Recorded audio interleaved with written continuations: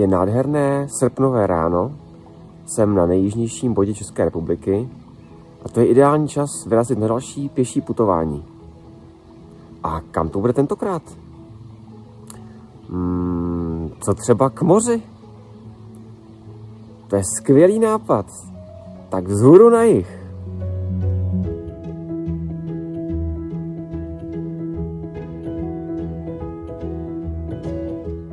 Česko jsem nechal za sebou. Hranice jsem překročil volně jako pták, což by ještě před rokem 1989 nešlo, protože hranice byla zadrátovaná. A teď stojím na bodě evropského rozvodí. Vltava a Labe odvádějí vodu do Severního moře, Dunaj do moře Černého. Ale já mířím k Jadranu.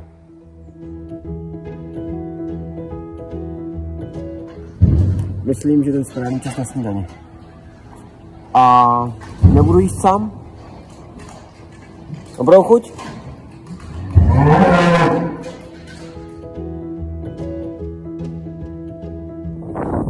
Horní Rakousy jsou zatím hlavně pastviny, louky, na kterých se pasou krávy, koně a ovce, zemědělské usedlosti, taková idylická, mírně zvlněná podhorská krajina. Scházím dolů k Dunaji, do Lince, což je čtvrté největší rakouské město. Má zhruba 200 000 obyvatel a také to prý nejprůmyslovější město. Tak kouří se tam z komínu, ne?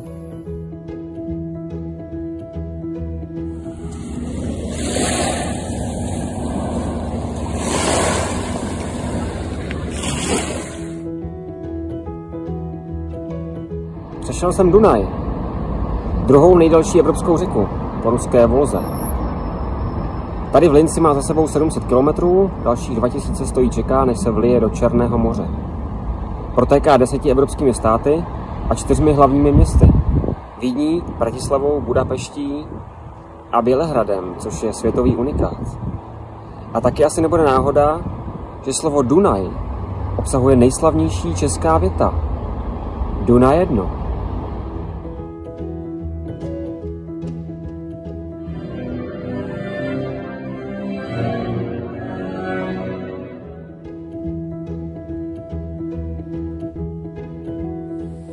Noc jsem strávil v klášteře svatého Floriána na pozvání místního opata, který mě tu zdarma ubytoval a ještě na slavnostech hudby Antona Brucknera mi nechal zahrát jihočeskou polku.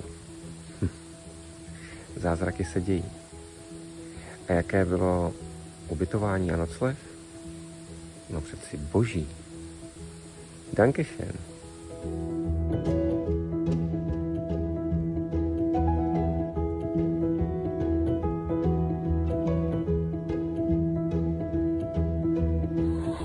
Milé husy, řeknu vám jednu pohádku.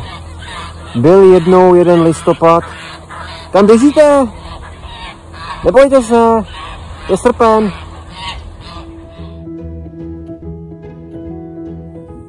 Už aby skončil ten úmorný asfalt. První slova rakouské národní hymny jsou země hor, země na veletoku. Veletok Dunaje jsem včera přešel, tak ještě ty hory. Ano, tamhle ty, brzy se dočkám.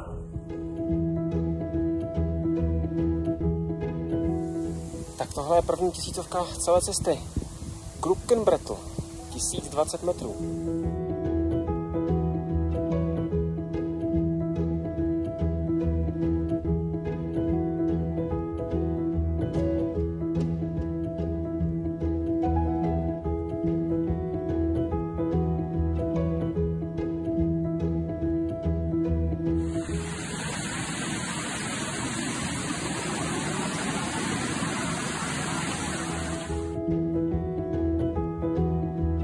Udělá poutník, když je vedro, schladí se v ledové řece.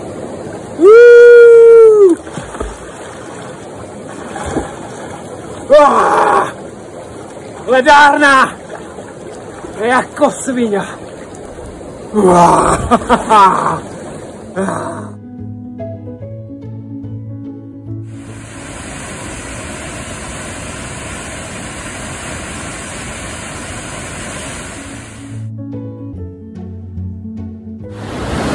Dnes jsem skoro celý den šel podél řeky Steyr. Na začátku dne jsem ji poznal jako takovou klidnou řeku, pak jako řeku spoutanou přehradní nádrží, ale tady je v nejlepší horské formě.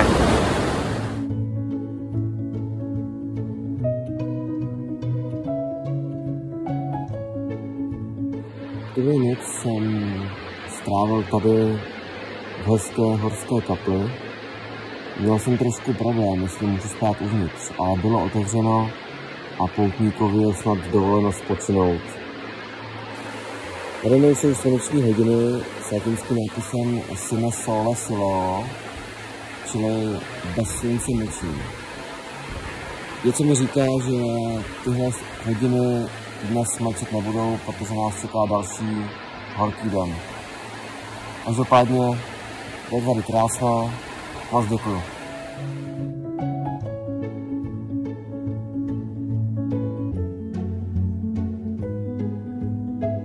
Čtvrtý den začal pěkně zostra.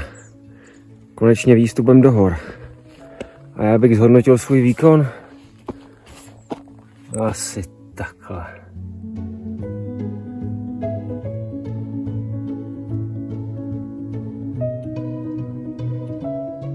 Jsem ve výšce 1700 metrů, smrky a buky vystřídaly tyhle ty krásné modříny.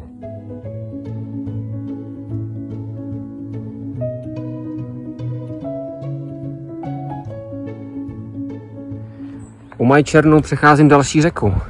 Enz, neboli česky Enži. Tak pozdravuj Dunaj!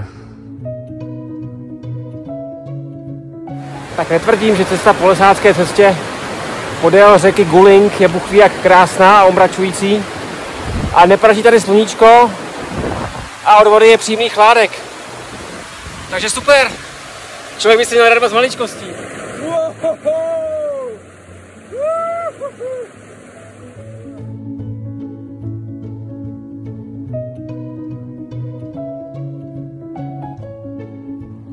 Dnes vycházím trochu později, až po 6:30, ale měl to svůj důvod, byl jsem pozván na snídani od jedné dvojice, která se tady stará o dobytek. Včera večer jsem se mohl u nich ubytovat, spal jsem na půdě a k večeři jsem měl míchaná vajíčka, domácí chleba, domácí koláč a 3 druhy šnapsu, borovičku, hrušku a jablíčko. Nešlo to odmítnout, ale bylo to výborné setkání. No a nic za to nechtěli. Prej jsem jejich host. Dobří lidé, díky moc.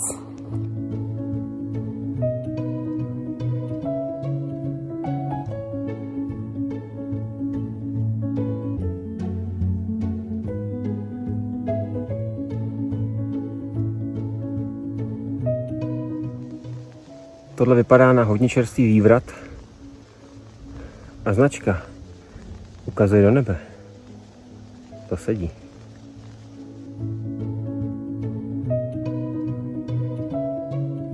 Protože táme do nebe se za chvilinku vyškrábu.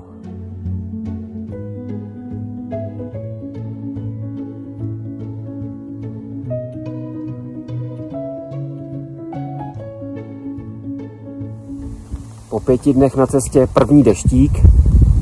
No už to chtělo trošku zalejt.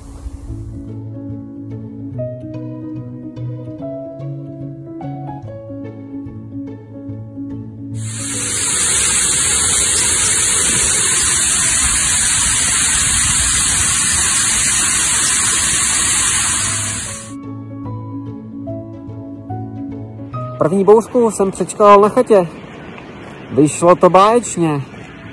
Dal jsem si knedltelo vepřo, Äpfelstrudel mit Schlage a čišník byl Čech. Mladý klučina z Prahy. Vím o něm skoro všechno.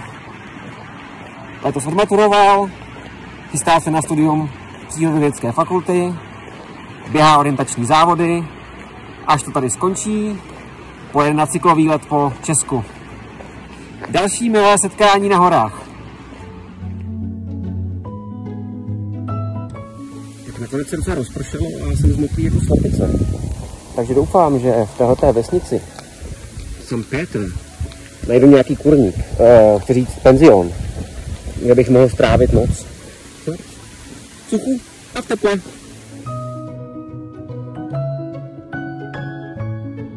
Ubytování ve svatém Petrovi jsem nakonec našel. Usušil věci a vyspinkal se do Růžova. Teď mě čeká ale úvodních 9 kilometrů a stoupání 1000 metrů. Krásná ranní rozcvička.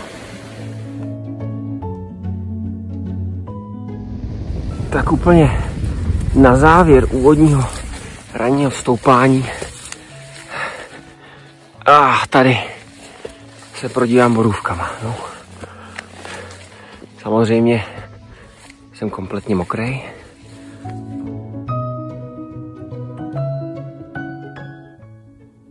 Jsem na vrcholu Stolzalpe, které měří 1817 metrů. Za mnou je takový pravěký dřevěný ještěr a moře mlhy. V údolí se asi teď moc sluníčka neužijou, ale tady nahoře je Azuro.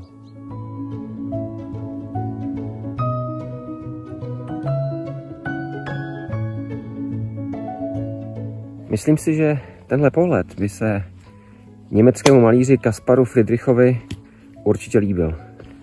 Mohl by tady z fleku znovu namalovat svůj slavný obraz Poutník nad mořem mlhy. Krása.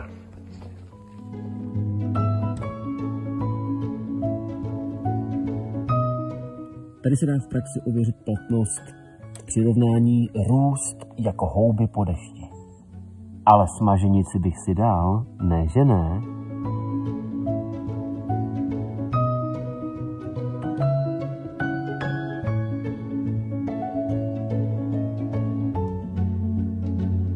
Jsem v Murau, městečku s 3200 obyvateli, které leží na řece Mur. Je tady velká česká stopa. Zdejší zámek, ten za mnou, vlastní kníže Karel Schwarzenberg. Jeho rod přišel k zámku už na začátku 17. století, kdy Jiří Ludvík, tehdy 30letý, ho vyženil s 82letou vdovou Annou Neumannovou. To vypadá na lásku velkou jako trám. Každopádně Karel Schwarzenberg tady nějakou dobu žil a dokonce se tady v roce 2008 oženil se svou ženou, už tehdy podruhé.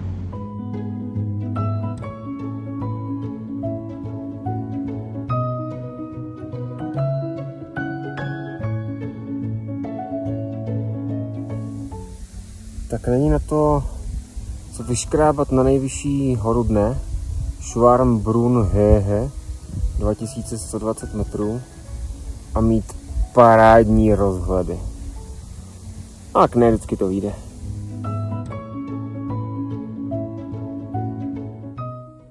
Tak oprava, nejvyšší vrchol dne je Prankrhehe, vedlejší hora, která je ještě asi o 40 metrů vyšší. A ty výhledy, které nejsou úplně špatný.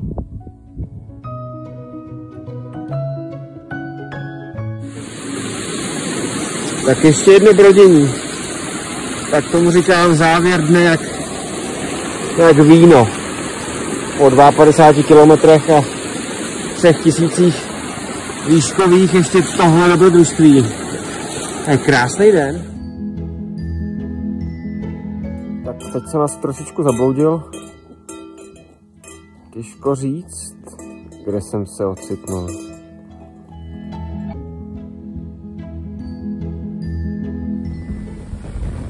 Včera večer u Žatmy jsem úplně zabloudil. Ale úplně. Takže jsem skončil někde tady u budov Savaše, kde jsem se jakž takž vyspal. A zase byly vidět krásně hvězdy, takže to vlastně bylo fajn. Ale doufám, že dneska už to bude bez bloudění.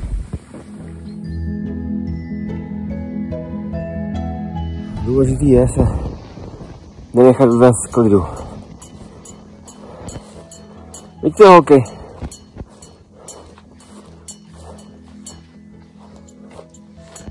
Tak jak?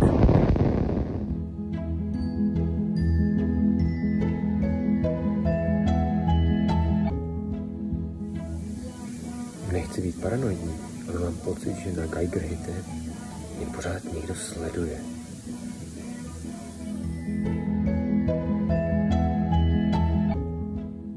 O 8 ráno jsou tamhle vzadu vidět Julské Alpy. To už je Slovinsko. V plánu je tam zítra dojít. Ale to je ještě přes 80 km daleko. Tady v Ariachu je taková zeměpisná perlička.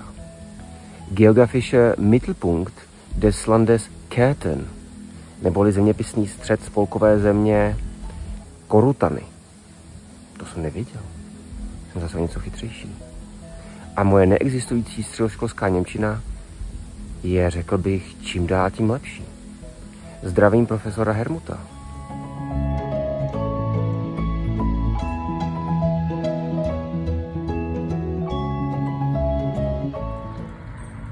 Ariach, jedna malá korutanská obec, že tu asi 1000 obyvatel a tolik mrtvých z 2 světových válek. Při výstupu na Steinwender Hütte jsem potkal švýcarské novomanžele Olivera a Fabienne, kteří tráví Libánky tím, že jdou 1000kilometrový dálkový trail Alpe Adria z rakouského Grossglockneru do italského Terstu. Mají to naplánováno zhruba asi na 75 dní a zatím vypadali moc spokojeně. Tak ať vám to vydrží.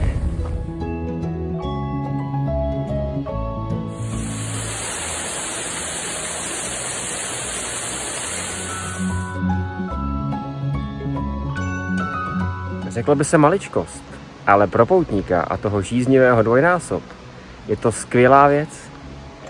Pitná voda u cyklostezky. Už teď mám město Villach, kam jsem právě přišel, rád. Jedná se o druhé největší město v spolkové zemi Korutany, má 65 000 obyvatel a leží na řece Drávě.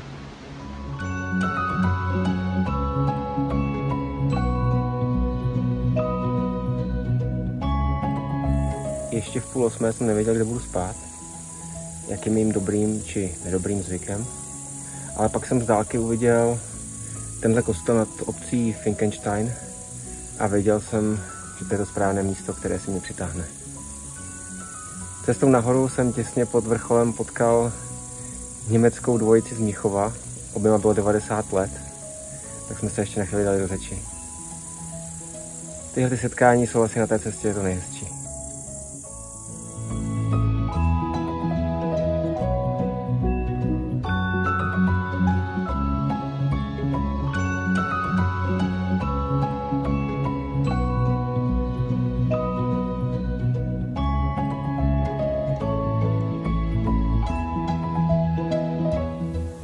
Je neděle, 8:30 ráno a dorazil jsem na rakousko-slovinskou hranici.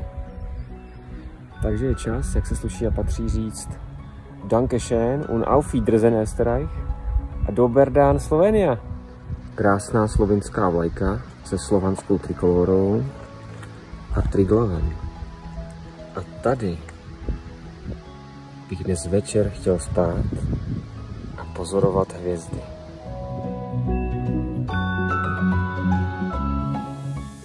Vypadá, že jsem na poutní cestě konečně dosáhl osvícení. U Anahite v pohoří Karavanky jsem překročil rakousko-slovinskou hranici a teď se jdu do údolí řeky Sáva Dolinka, která odděluje právě Karavanky a Julské Alpy. Taková trošku složitější cesta, no?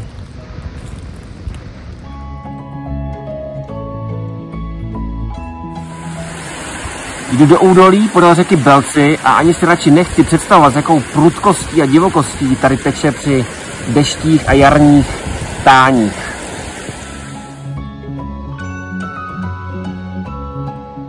Čeká mě více než 2000 výškových metrů, což je pořádná porce. Ale není třeba se bát, je netřeba se pořádně do toho obout.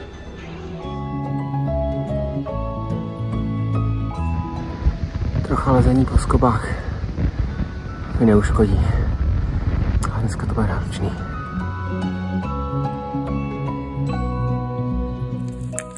Tam leze moje druhé rychlejší, obratnější a šikovnější já.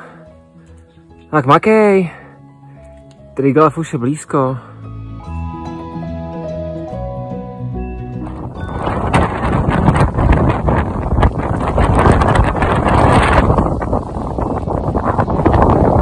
Triglav je tamhle.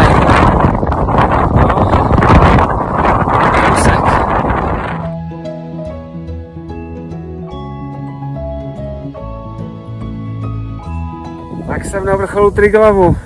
2864 metrů. Nejvyšší hora Jilských Alp, nejvyšší hora Slovinska a nejvyšší hora, na které se na své letošní cestě dostanu. Nádhera. Je za 10:08, stihnul jsem to na západ slunce. Teď už se jdem kochat a najít místo na spaní. Kosa je slušná.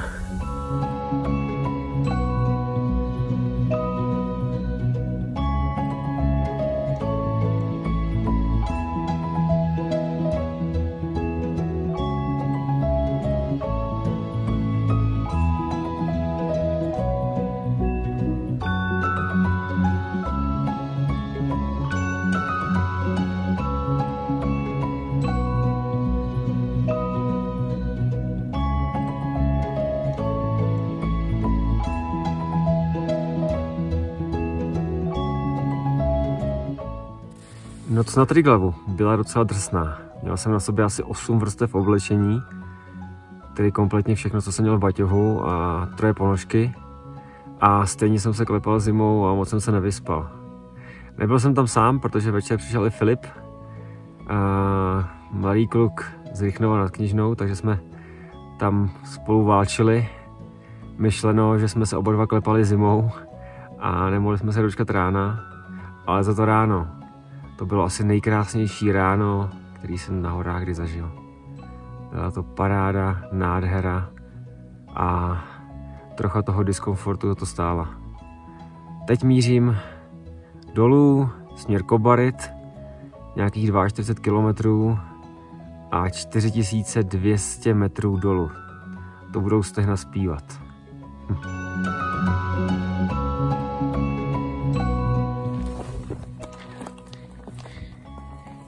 No, to je slušný sešup.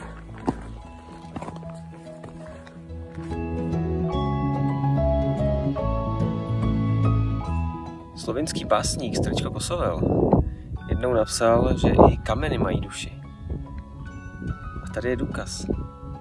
Mohlo by něco takhle krásného vyrůst z něčeho, co duši nemá?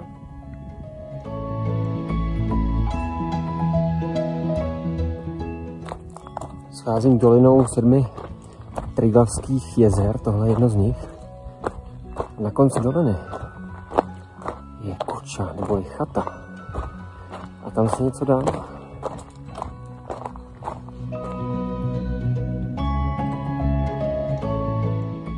Tak na tohle jsem se hodně těšil. Kokta.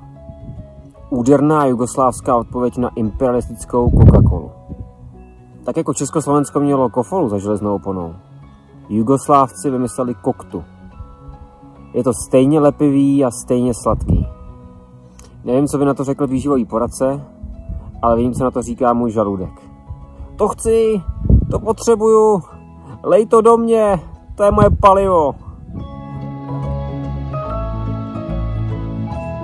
Kombinace nevyspání, příšerného vedra a asi i včerejší etapy, která byla dost náročná, způsobily, že se mi nejde moc dobře a teď mě čeká ještě takový stoupák, na který jsem se vážně netěšil. No ale pak mi došlo, že to je vlastně poslední místo, kde se dostanu přes 2000 metrů. Pak už se budu šmrdlat tak kolem 1000 a tím, jak se budu blížit k moři, tak tam budou nížiny a tam už vlastně ani kopce moc nebudou. No tak jsem si řekl, tohle je labutí velehorská píseň. Martine, pojď si to užít. Nutno říct, že ta cesta do nížiny je opravdu moc pěkná.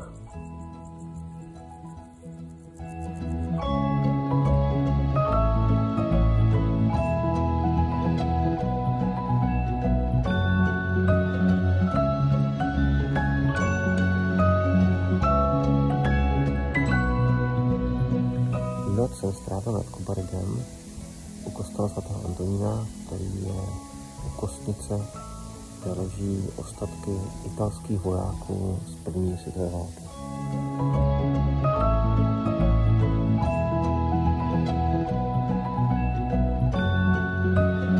Kobarid, neboli italský Caporetto, se zapsal do vojenské historie tím, že v roce 1917 tady proběhla velká a krvavá bitva mezi rakousko-uherskými vojsky a Itálii. Někdy si taky říká 12. bitva na Soči, protože tady u řeky Soči probíhaly opravdu těžké boje, kterých se účastnili i čeští vojáci. Malíř, grafik a spiritualista Josef Váchal o těchto bojích dokonce vydal zajímavou knihu Malíř na frontě.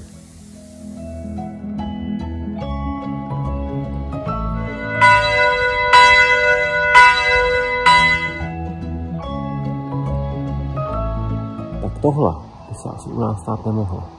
Na kostelu svatého Tomáše v Idrsku komunistická hvězda jako připomínka partyzánských bojů za druhé světové války.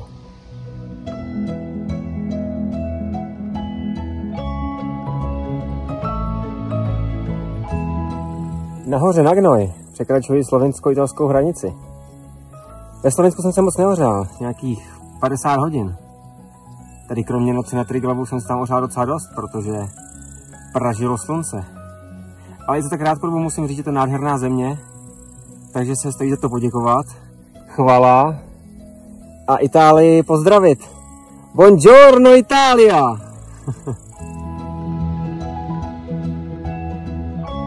I v těchto místech se vedly líté boje první světové války. Vedla tudy takzvaná Sočská fronta mezi lety 15 až 17. Například Ernest Hemingway jsem umístil děj své knihy S Bohem armádo. Je to takové strategické místo, je vidět daleko do kraje. Za dobré viditelnosti je prý vidět i moře. Já jsem ho možná zahlídnul, pokud to teda už nebylo přání otce myšlenky.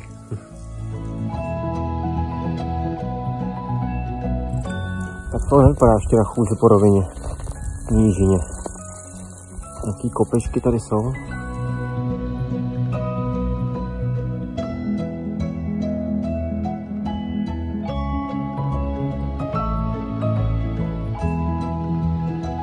Před vchodem do kostela svatého Martina jsem našel mušli. Kdo ví, jak se tam vzala. Ale když ji přiložím k uchu, tak slyším moře. Poprvé na cestě slyším šumění moře.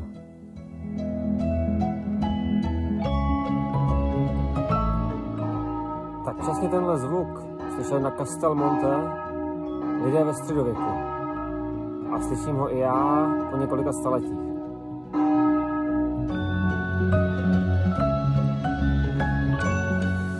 Dnes ráno vycházím brzo, už v 5:45. To z toho důvodu, že čím dřív začnu, tím víc se možná vyhnu tomu horku, který bude určitě následovat. Noc jsem strávil v malé vesnici nedaleko Prepotna. Už za tmy jsem došel k kostelu svatého Ducha a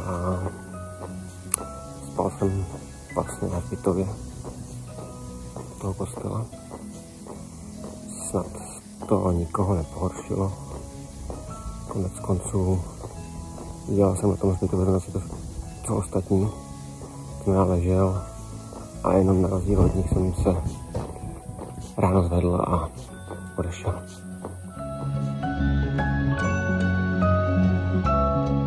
Že už nejsem v Alpách, ani v horách, o tom svědčí tyhle krásné vinice, které jsou všude kolem. A hrozné.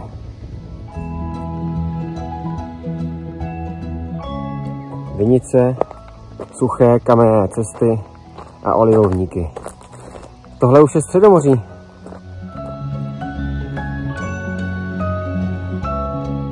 Jestli tohle není požehnaná země,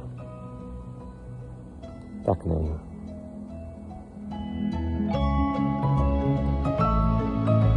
I tenhle brouk neomylně míří k jihu, tedy k moři. Sejdeme se v Terstu.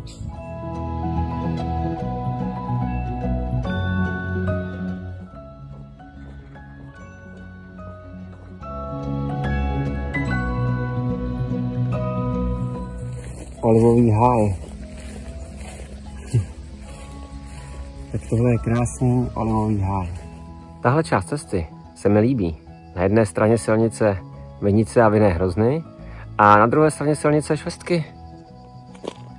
Je čas na malou svačinku. Aby šlo. Ale tohle je taky Itálie. Buon appetito.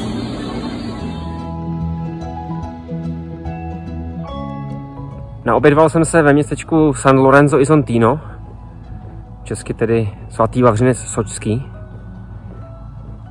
Tenhle světec byl umučen tak, že ho upekli na rožni a s tímhle atributem je taky vždycky zobrazován. Byl jsem se podívat uvnitř kostele a na hlavním oltáři mají jeho sochu i s tím rožněm. Trochu mám obavy, abych nedopadl dnes stejně. Sluníčko peče a pod nohama místo rožně asfalt. Kdo by si to pomyslel, ale dálniční podjezd může být v tuhle chvíli nejpříjemnější místo v Itálii. Je tu chládek! Oh! Tak tohle je Soča. Jak se z té prudké, nespoutané velehorské divoženky stane klidná, usedlá dáma. Je to jako u lidí. Ale pořád platí, že koupel v ní je osvěžující. A tady v horku nížin to platí ještě asi víc než na horách.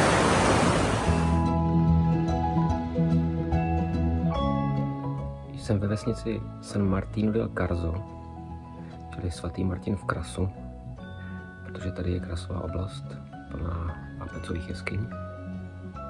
Není to náhoda, že jsem na dalším místě spojeném se svatým Martinem. Chtěl jsem se sem podívat. Je to místo, které je spojeno s bitvami první světové války. Jak se říká, nezůstal tady kámen na kameni. Jedním z účastníků těch bitev byl italský básník Giuseppe Ungaretti. Jehož jsem si pro sebe objevil před 4 lety při pěší pouti napříč Slovinskem. Zvláště jeho báseň Řeky s veršem Toto je Soča a já jsem jen podajné vlákno vesmíru se stal jakýmsi motem celé mojí pěší pouti. A možná i tenhle básník mě přitáhnul na tuhle letošní cestu. Tady v těch místech, skoro na den přesně před 107 lety, sepsal svoji slavnou báseň San Martino del Carso. Je to taková elegie, žalospěv, obžaloba války. Co to vlastně znamená? Válka. Rozbořené domy, vesnice, mrtví kamarádi vojáci, veškerý smutek světa. Mají tady i text jeho básně. V českém překladu to znělo asi takhle. San Martino del Carso. Z domů zbyly jen fragmenty zdí. Z těch, kteří se mi podobali, zůstalo ještě míň. Každý v mém srdci má svůj kříž. Moje srdce je ta nejrozbitější země.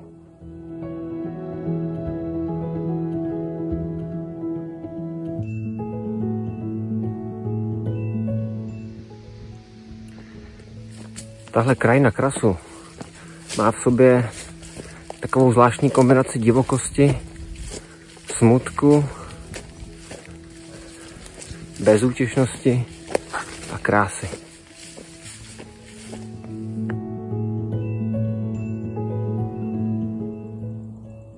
Poprvé na cestě jsem zahlédl na jisto moře z vrchu Kremeňak na slovinsko-italské hranici. Na přístav bude Monfalcone a Terst. Asi za tímhle kopcem. Tak zítra.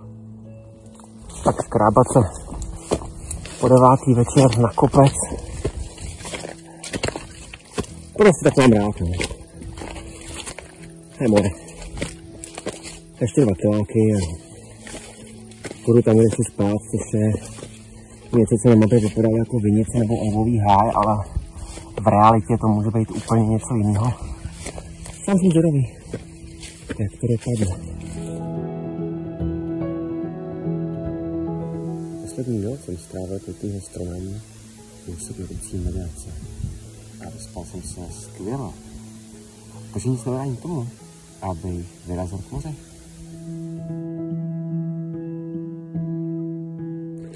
Jsem tedy rodák z Mělníka, takže jsem odkojený maximálně Labem a Vltavou. Ale jestli se nepletu, tak tamhle to přede mnou je moře. Jaderské moře. Mare Adriatico. Jo!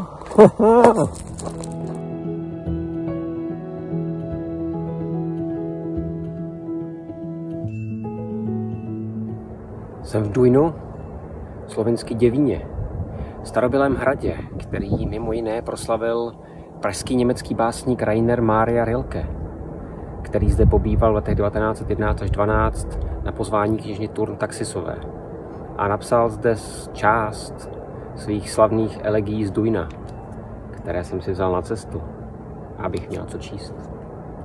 Teď na těch prudkých útesech se možná sluší zarecitovat jeho úvodní verše. Kdo, kdybych křičel, kdo by mě zaslechl z andělských kůrů? No, kdybych spadnul dolů, tak asi nikdo.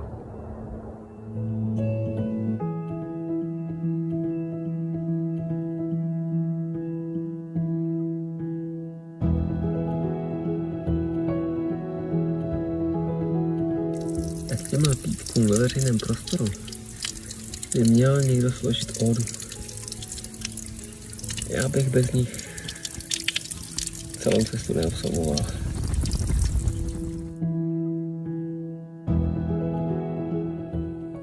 Moře z hory Svatý Primož, slovinsky, San Primo italsky. Tamhle zámek Miramare, který si nechal vystavět v letech 1855 až 1860 arcivévoda Maximilian Habsburský, bratr císaře Františka Josefa I. Později se stal mexickým císařem a tam ho i popravili zastřelením. Jeho manželka, Charlotte Belgická, se z toho zbláznila. Zajímavý osud. A tamhle v dálce už je Terst.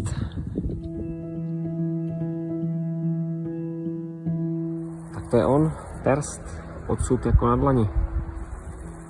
205 000 obyvatel, hlavní město autonomní oblasti Furlánsko-Julské Benátsko. 14. století ve správě Habsburků největší a nejdůležitější přístav rakousko-uherské monarchie. Tak ještě sejít dolů a pak najít nějaké dobré místo na vykoupání.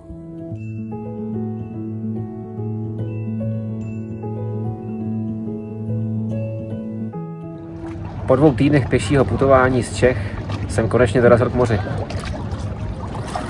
Až se mi zahojí všechny puchýře, otlačená ramena, spálená kůže na obličeji, tak si možná řeknu, byla to krásná cesta.